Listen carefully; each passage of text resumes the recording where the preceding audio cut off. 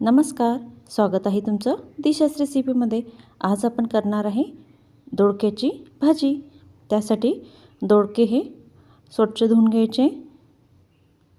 नंतर आपल्याला सर्व दोडक्यांची ही वरची साल काढून घ्यायची।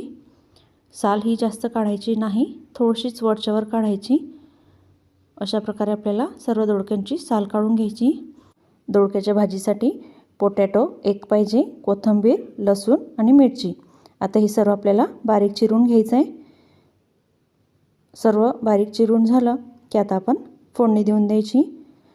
त्यासाठी गॅसवर कढई ठेवायची, त्यामध्ये तेल टाकायचं। तेल छान कडकडीत तापलं की त्यामध्ये जिरं, मोहरी आणि बारीक चिरलेला लसूण टाकून द्यायचं आहे। लसूण छान परतवून घ्यायचा। नंतर आपल्याला त्यामध्ये मिरची टाकून घ्यायची। नंतर मिरची आणि लसूण हे छान आपल्याला परतवून घ्यायचं आहे, गुलाबी होऊ द्यायचं आहे। आणि नंतर यामध्ये एक पोटॅटो बारीक चिरून टाकून द्यायचा आहे। पोटॅटो शिजायला वेळ लागतो, त्यासाठी तो तेलामध्ये आधी परतवून घ्यायचा, कारण की दोडके शिजायला वेळ लागत नाही। त्यासाठी पोटॅटो छानपैकी तेलामध्ये परतवून घ्यायचं आहे।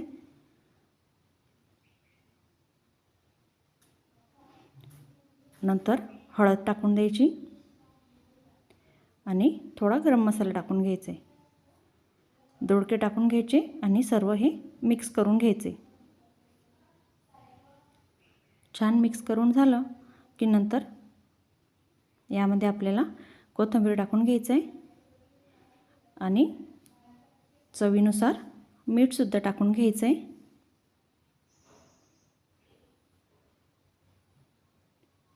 आता हे छानपैकी आपल्याला सर्व मिक्स करून घ्यायचं आहे। छान असं मिक्स करून झालं की आपल्याला यावर झाकण ठेवून द्यायचं आहे।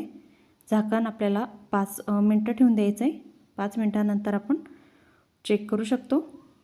आता भाजी ही शिजत आलेली आहे।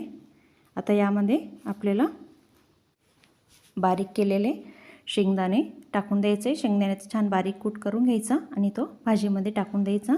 याच्याने आपल्या भाजीला खूप छान टेस्ट येते, चव येते।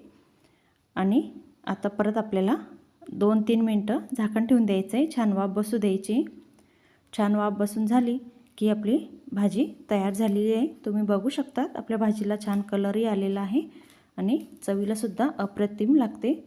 तुम्हाला जर माझी रेसिपी आवडली असेल तर माझ्या रेसिपीला लाईक करा आणि चॅनलला सबस्क्राईब करा। धन्यवाद।